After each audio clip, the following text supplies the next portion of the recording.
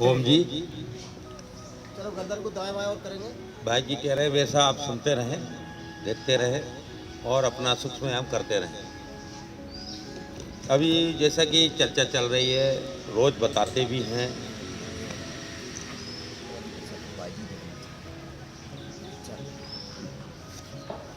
हमारे शरीर में आपको पता होना चाहिए अच्छी तरह से कि एक 350 ग्राम का आमाशय होता है। उसकी कैपेसिटी 350 ग्राम, और जितना भी भोजन जाता है उस 350 ग्राम की संरचना में ही जाता है। तो भोजन की दो गतियां होती है भीतर जाने के बाद, या तो भोजन पचेगा या भोजन सड़ेगा। अब पहली गति और दूसरी गति का अंतर आप समझें। यदि आपका भोजन सड़ेगा तो क्या होगा? पहला, उससे सबसे पहले तो यूरिक एसिड बनेगा। यूरिक एसिड के बाद कोलेस्ट्रॉल बढ़ेगा, फिर बीपी की शिकायत होगी, फिर हाई बीपी की शिकायत होगी। ये क्रम है। फिर एलडीएल, फिर वीएलडीएल, और फिर ट्राइग्लिसराइड, जो बेहद ही खराब स्थिति है, बहुत भारी जहर है। और इसके बाद क्या होगा? जब वीएलडीएल ट्राइग्लिसराइड होगी तो 103 प्रकार के विष पैदा होंगे और अंततः हार्ट अटैक की समस्या पैदा हो जाएगी। आप देखते होंगे कि सुनते भी, यार ये बहुत अच्छा दिखता है, कल तो हमें मिला था, ऐसा लग। लेकिन क्या आपने सोचा है कि उनके आहार की प्रक्रिया क्या है? ये कभी नज़र नहीं आएगी कि आपके अंदर भोजन पच रहा है या सड़ रहा है। हमें क्या पता आपके अंदर क्या हो रहा है? दिखने में बहुत व्यक्ति अच्छे दिखते हैं, लेकिन कहीं ना कहीं जो अटैक की समस्या आती है वो अंदरूनी बात है। उनका भोजन कहीं ना कहीं पचने के बजाय सड़ता है।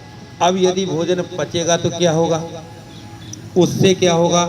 सबसे पहले अपना मांस बनेगा, फिर मज्जा, फिर रक्त, वीर, हड्डियां, मल, मूत्र, अस्थि, मेद आदि ही बनेंगे, विष नहीं बनेगा। तो ये समस्या कहाँ हो रही है? दो स्थिति हो रही है। अब इसके बारे में मैं 3 मिनट का समय लूँगा, और यदि किसी ने नहीं पढ़ा हो तो मैं पूरा पढ़ के सुना देता हूँ। 3 मिनट से ज़्यादा समय नहीं लूँगा। खाना खाने के बाद पेट में खाना पचेगा या सड़ेगा, ये जानना बहुत ज़रूरी है। पेट में एक छोटा सा स्थान है जिसे अमाशय जठर कहते हैं। ये एक थैली की तरह एक जठर हमारे शरीर में सबसे महत्वपूर्ण है। संपूर्ण आहार सबसे पहले इसी में आता है। स्थान की दृष्टि से सुनते रहेंगे। अनुलोम विलोम प्राणायाम को स्टार्ट कर देंगे 5 मिनट, है ना? इसमें अधिक से अधिक 350 ग्राम आहार ही आ सकता है। अब आप अंदाजा लगाएं कि अपन कितना खा रहे हैं। 350 ग्राम आहार ही आ सकता है इसमें, अर्थात हम भी खाएं सब अमाशय में ही जाता है। अमाशय में एक प्रकार की अग्नि प्रदीप्त होती है, जो अमाशय में प्रदीप्त होने वाली आग है। ऐसे ही पेट में होता है। जैसे ही आपने खाना खाया कि जठराग्नि प्रदीप्त हो गई। ये ऑटोमेटिक है, आपको करने की जरूरत नहीं, ऑटोमेटिक चलता है। जैसे ही आपने रोटी का पहला टुकड़ा मुंह में डाला कि इधर जठराग्नि प्रदीप्त हो गई। ये अग्नि तब तक जलती है जब तक खाना पचता है। यदि हमने खाते ही तुरंत पानी पी लिया, और पानी भी खूब ठंडा पी लिया, तो ऐसे में आग मंद पड़ जाती है या बुझ जाती है।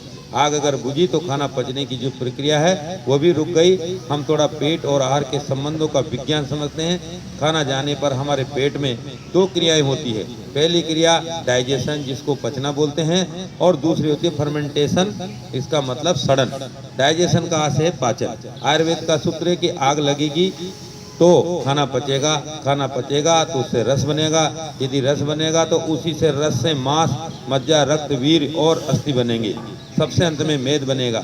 इतनी लंबी पूरी प्रक्रिया शरीर के आंतरिक स्तर पर तभी होगी जब शरीर के अंदर गए आहार का समुचित ढंग से पाचन होगा। यदि पेट में गया आहार न पचा तो साधारण सा नियम है कि यदि किसी वस्तु का समुचित नियोजन नहीं होता तो सड़न पैदा होती है। जब जैसा कि भाई जी ने अभी थोड़ी देर पहले बताया था, नियोजन, नियोजन का मतलब उसकी पूरी प्रक्रिया, संपन्नता। यही स्थिति शरीर के आहार की भी है। इस प्रकार अपच पैदा होने पर खाना सड़ेगा, तब खाने के सड़ने पर सबसे पहले विष पैदा होगा। इस प्रकार सर्वप्रथम बनने वाला आहार जन्य जहर है यूरिक एसिड, जो मैंने आपको क्रम से बताया था। अक्सर देखा गया कि कई बार डॉक्टर के पास जाकर हम कहते हैं कि मुझे घुटने जोड़ों में कंधों में दर्द हो रहा है, ऐसे में डॉक्टर कहते हैं कि आपका यूरिक एसिड बढ़ रहा है। इस बात को बहुत गौर से सुनिए आप, बहुत महत्वपूर्ण बात है। ये अच्छे को भी पता नहीं रहते। ये डॉक्टर नागेंद्र कुमार नीरज जो योग ग्राम के निदेशक हैं, दुनिया का सबसे बड़ा योग ग्राम, उसमें डॉक्टर नागेंद्र कुमार नीरज।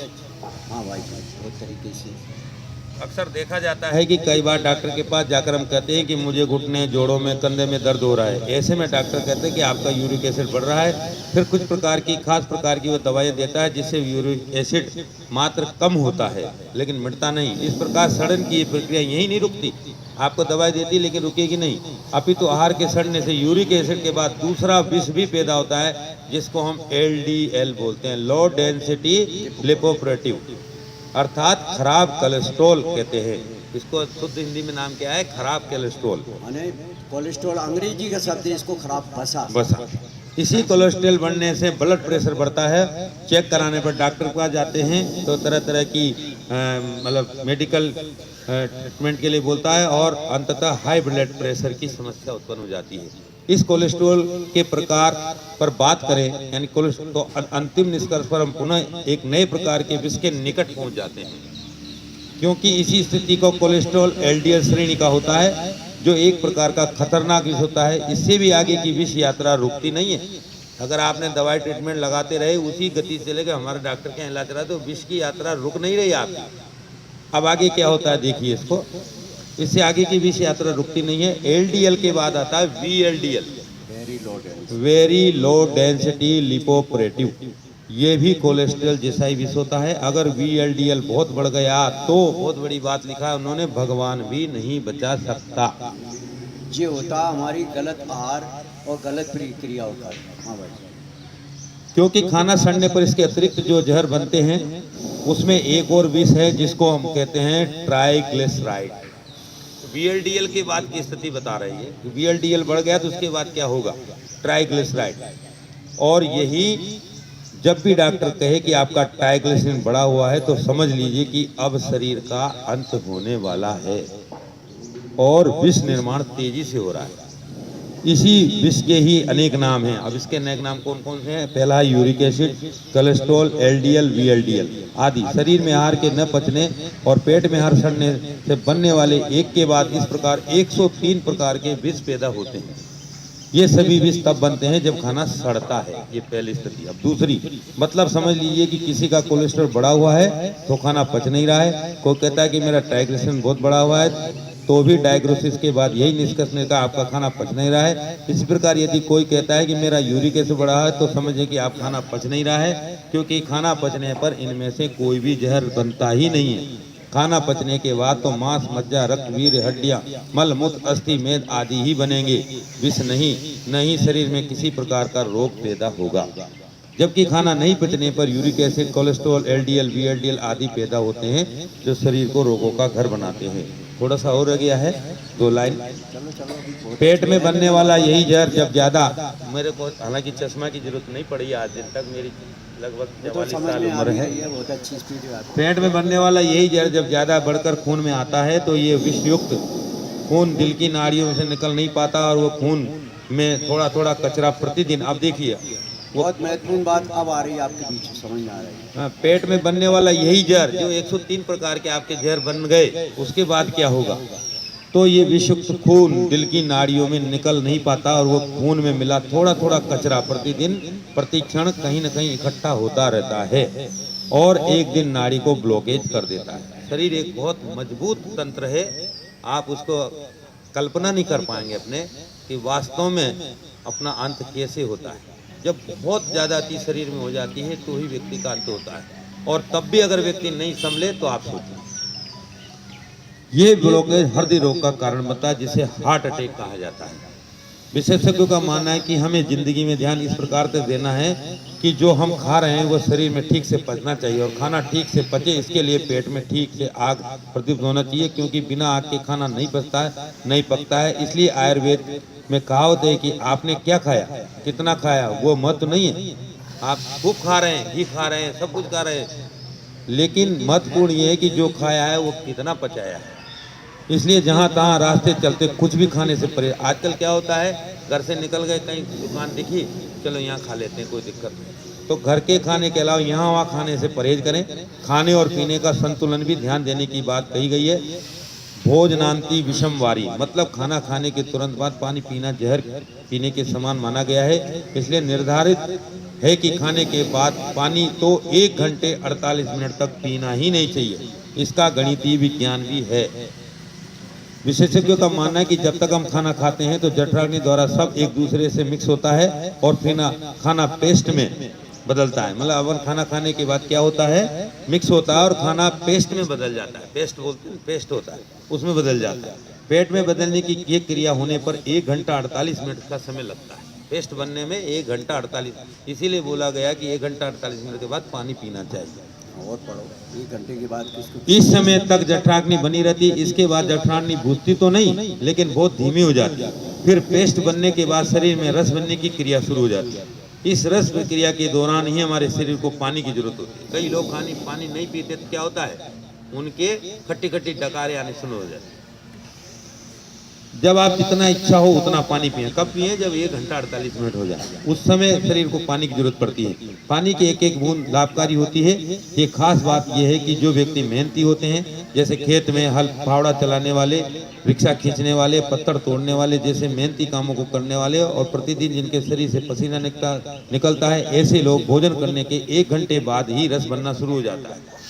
इसलिए भोजन के 1 घंटे बाद ही इन्हें पानी की आवश्यकता अनुभव होती है, जो हार्ड मेहनत करते हैं।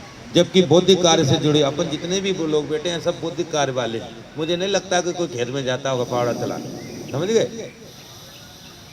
जबकि बौद्धिक कार्य से जुड़े लोगों को भोजन के 1 घंटे 48 मिनट बाद प्यास लगती है। इसी प्रकार खाना खाने के 45 मिनट पहले तक हम पानी पी सकते हैं। खाना अगर अपन को 9 बजे खाना है तो आप 8 बजे पानी पी लीजिए। इसका भी गणितीय विज्ञान है, क्योंकि जब हम पानी पीते हैं तो वह शरीर के प्रत्येक अंग तक जाता है। अगर जल बच जाए तो 45 मिनट बाद वो मूत्र पिंड तक पहुंचता है। इस प्रकार पानी पीने और उसका मूत्र पिंड तक आने का समय भी 45 मिनट का है। यही कारण है कि यदि हम खाना खाने के 45 मिनट पूर्व पानी पीते हैं तो भोजन के बाद सहज पेशाब जाने की इच्छा होती है। इस प्रकार आहार लेते समय शरीर में उत्पन्न विषजन्य प्रक्रिया भी पेशाब के साथ बाहर हो जाती है। सभी कहते हैं कि खाने के बाद पेशाब करें, बाएं सोएं, कभी बीमारी नहीं सताती। इसलिए यदि आहार की सुपचिता को ध्यान में रख